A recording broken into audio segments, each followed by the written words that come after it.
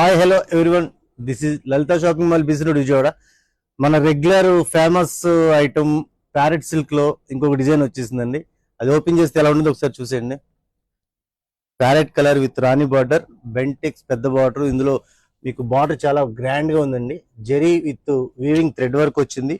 Print colour match కూడా చాలా బాగుంది. పళ్ళు, దీని బ్లౌజ్ కూడా ఒకసారి చూపిస్తాను, చూసేయండి.